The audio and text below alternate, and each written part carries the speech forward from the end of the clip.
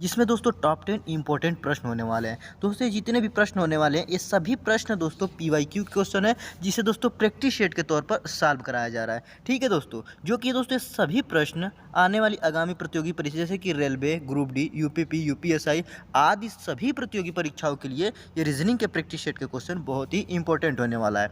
तो चलिए हम पहला प्रश्न देखेंगे कि पहला प्रश्न क्या कह रहा है। प्रश्न को पढ़ेंगे। कह रहा है कि एक लड़का उत्तर पूर्व की ओर 3 किलोमीटर चलता है, फिर 4 किलोमीटर दक्षिण पूर्व चलता है। शुरुआती स्थान से वह कितना दूर है। ठीक, ये क्वेश्चन देखिए उत्तर प्रदेश पुलिस परीक्षा 2013 में पूछा गया प्रश्न है।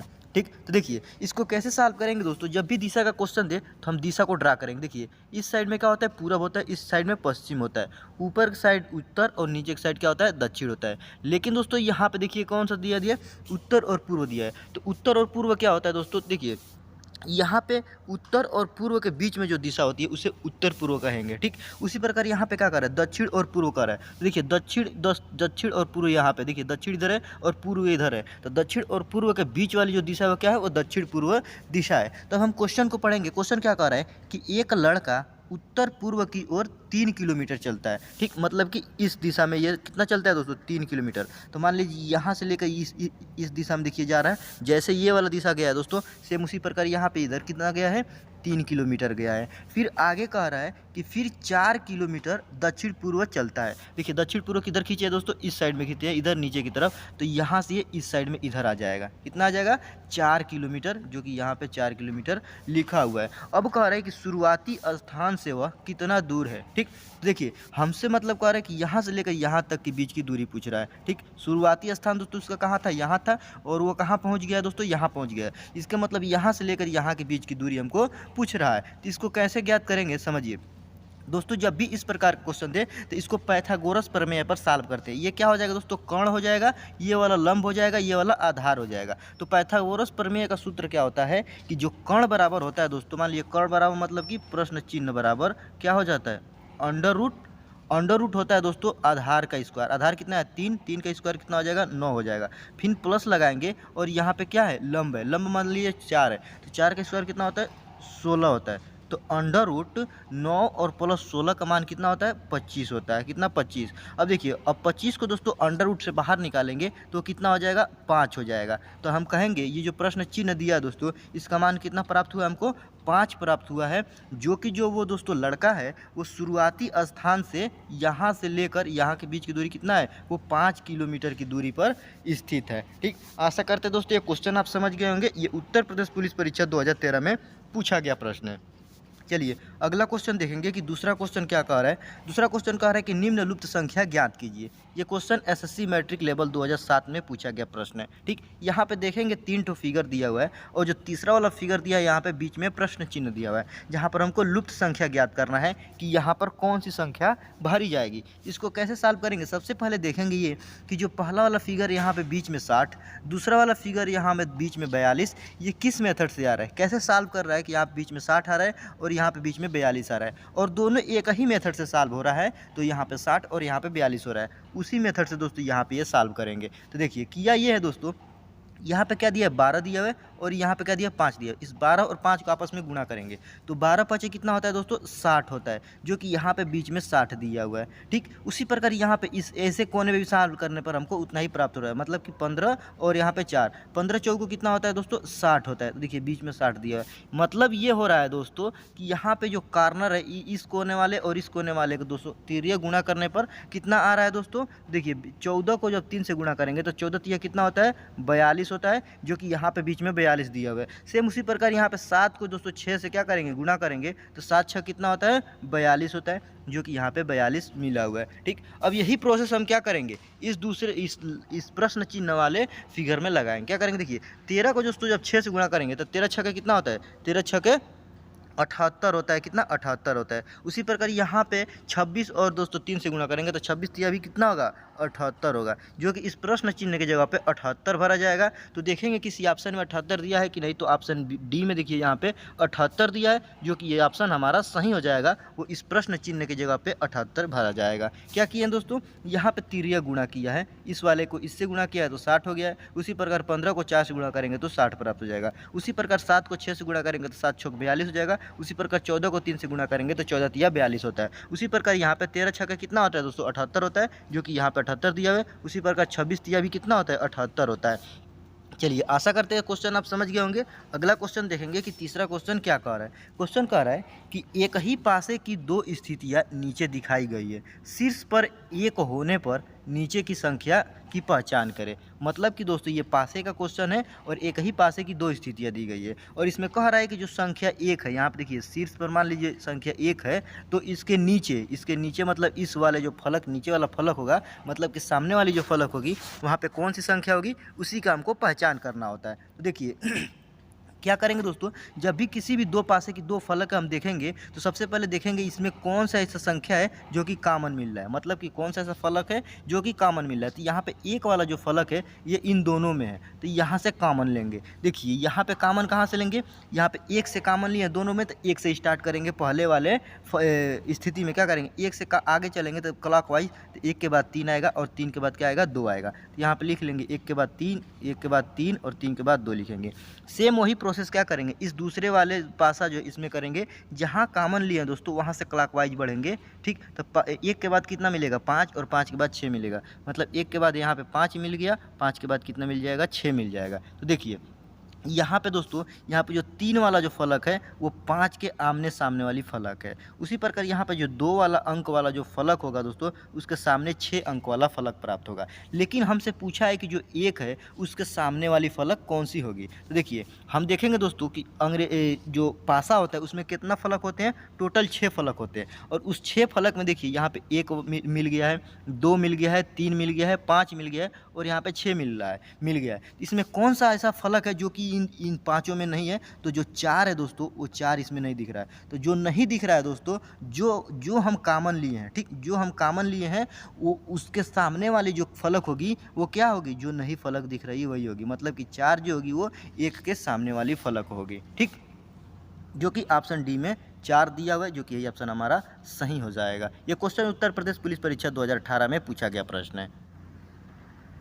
चलिए अगला क्वेश्चन, चौथा क्वेश्चन को पढ़ेंगे। कह रहा है कि एक विशिष्ट कोड भाषा में CASIO को क्या लिखा है, 3119915 लिखा जाता है। तो इस कोड भाषा में सिटीजन CITIZEN को किस प्रकार लिखा जाएगा, वही हमको ज्ञात करना है। ये क्वेश्चन दोस्तों SSC CGL 2017 में पूछा गया प्रश्न है। ठीक, तो देखिए सबसे पहले हम देखेंगे कि यहाँ पे जो कैसियो है दोस्तों, इसको यहाँ पे इस जो संख्या है इसको कैसे कोडित करके ये लिखा हुआ है। तो सबसे पहले देखेंगे यहाँ पे जो C है दोस्तों, C का जो अंग्रेजी वर्णमाला का जो प्लेस वैल्यू होता है वो कितना होता है, 3 होता है। तो देखिए यहाँ पे हमको सबसे पहले 3 मिल गया।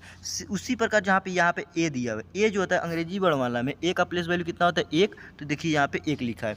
उसी प्रकार यहाँ पे S दिया हुआ है, S का प्लेस वैल्यू कितना होता है, 19 होता है, जो कि यहाँ पे 19 दिया हुआ है। उसी प्रकार यहाँ पे I दिया हुआ है, I का प्लेस वैल्यू 9 होता है। तो देखिए यहाँ पे भी 9 मिला है। और उसी प्रकार यहाँ पे क्या दिया, O दिया हुआ है, और O का जो प्लेस वैल्यू होता है वो 15 होता है। कितना, 15, जो कि यहाँ पे 15 मिला हुआ है। ठीक, उसी प्रकार हम क्या करेंगे दोस्तों, यहाँ पे देखेंगे सिटीजन है, इसका देखेंगे इसका अंग्रेजी वर्णमाला में इसका प्लेस वैल्यू कितना होता है वही लिख देंगे दोस्तों, तो हमारा आंसर प्राप्त हो जाएगा। क्या करेंगे, देखिए यहाँ पे C लिखा है, C का प्लेस वैल्यू हमको मालूम है कि 3 होता है। क्यों, क्योंकि C जो होता है वो तीसरे नंबर पे आता है। उसी प्रकार यहाँ पे I दिया है, तो I का प्लेस वैल्यू 9 होता है, तो हम यहाँ पे 9 लिखेंगे। उसी प्रकार यहाँ पे T दिया है, T का प्लेस वैल्यू कितना होता है, 20 होता है, तो हम यहाँ पे 20 लिखेंगे। आगे यहाँ पे I दिया है, I का प्लेस वैल्यू 9, तो यहाँ पे फिर 9 लिखेंगे।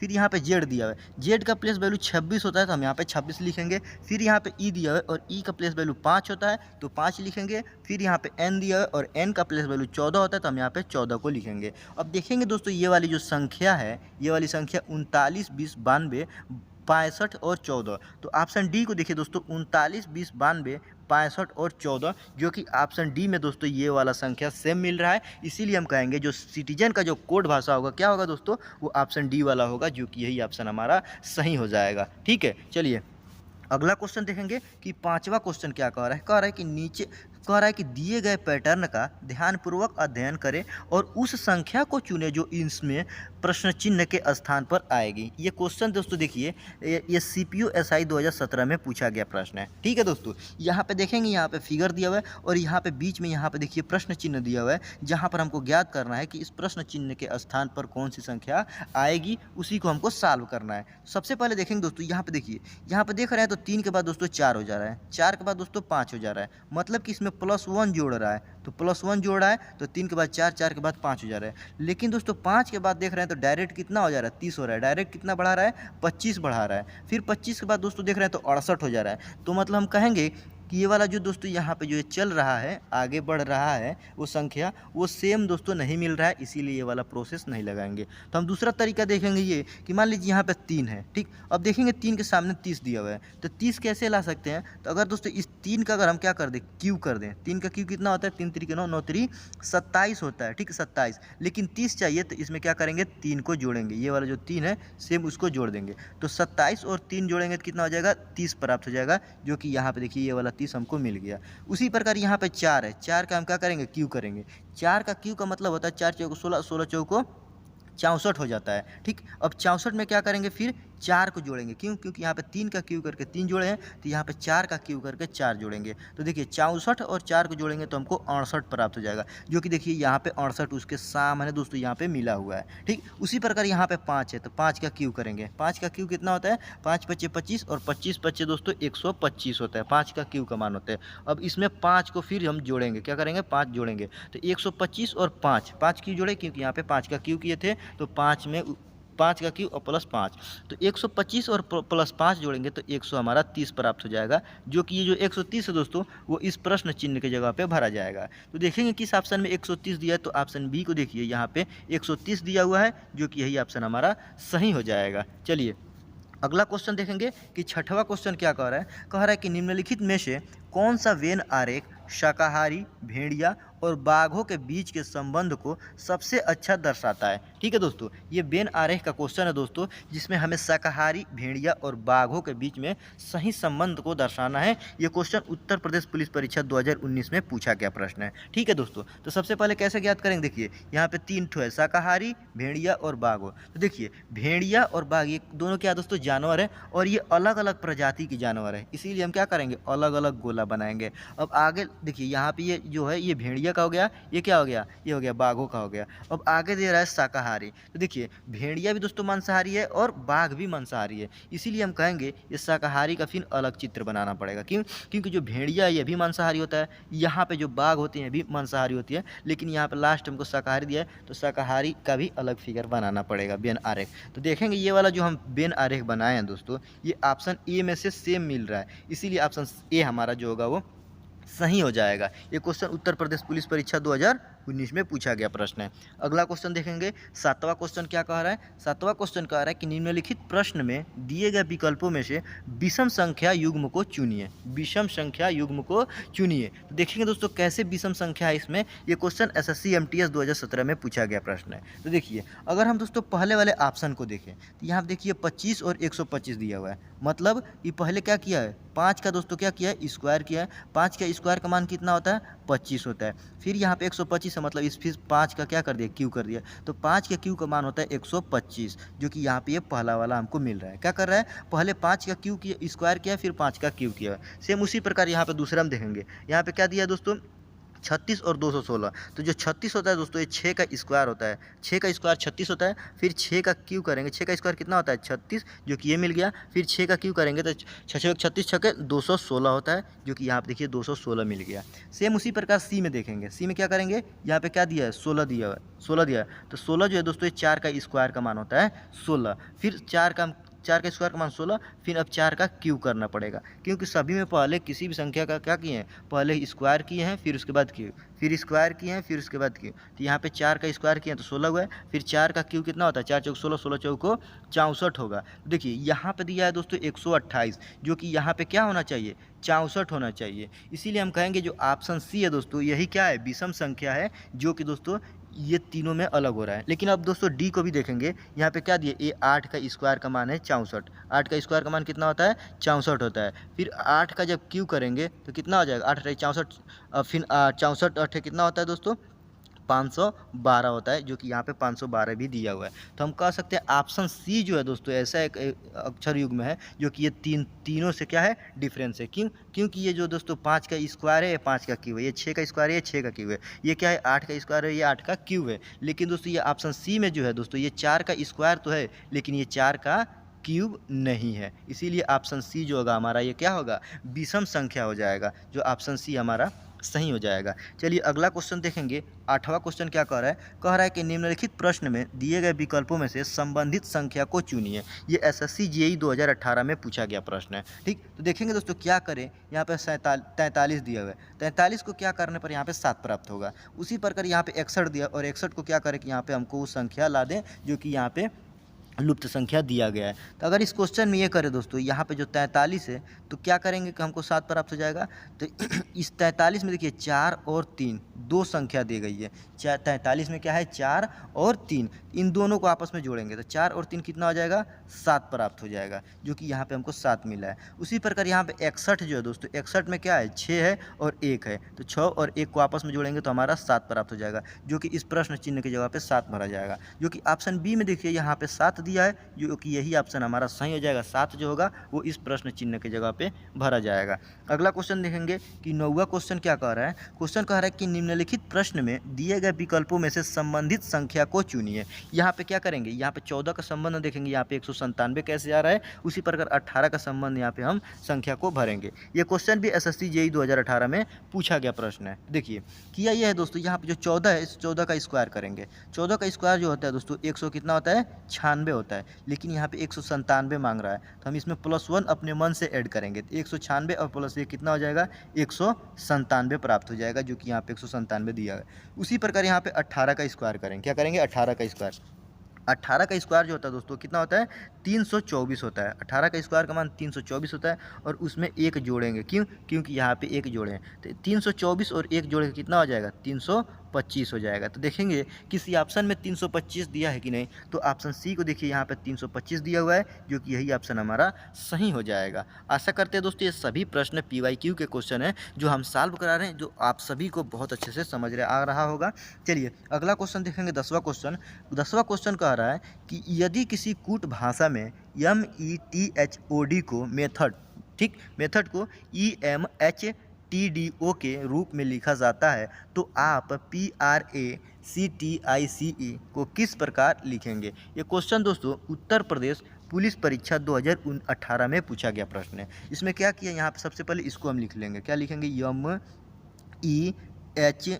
T, उसके बाद H और O और यहाँ पे D लिखा है। उसके नीचे दोस्तों हम इसको लिख लेंगे, क्या लिखेंगे, यहाँ पे E, उसके बाद M, उसके बाद H, उसके बाद T, उसके बाद D, उसके बाद O। इसमें क्या किया है देखेंगे दोस्तों, कैसे दोस्तों इसको ऐसे कोडित किया हुआ है। तो इसको कैसे सॉल्व करेंगे, यहाँ पे देखिए, यहाँ पे किया ये है कि यहाँ पे M जो है दोस्तों इसको क्रॉस करके इधर ला दिया, यहाँ पे जो E है उसको क्रॉस करके इधर ला दिया, ठीक। उसी प्रकार यहाँ पे जो T है दोस्तों उसको क्रॉस करके इधर लाया, फिर H को क्रॉस करके इधर लाया, और O को क्रॉस करके इधर, और D को क्रॉस करके इधर लाया। सेम उसी प्रकार हम इसको करने का कोशिश करेंगे। यहाँ पे लिखेंगे PRA, उसके बाद CTICE लिखेंगे। अब हम क्या करेंगे, इसको भी क्रॉस करेंगे, जैसे ये क्रॉस किया है, तो देखिए इसको इधर क्रॉस करेंगे, इसको इधर क्रॉस करेंगे, इसको इधर क्रॉस करेंगे, और इसको इधर क्रॉस करेंगे, तो क्या होगा, देखिए यहाँ पे क्रॉस करके इधर आया तो क्या हो जाएगा, R हो जाएगा। यहाँ पे इसको क्रॉस करके आएगा तो यहाँ पे P हो जाएगा, इधर आएगा तो ये C हो जाएगा, यहाँ पे जाएगा तो A हो जाएगा, फिर ये इधर आएगा तो I हो जाएगा, यहाँ पे जाएगा तो T हो जाएगा,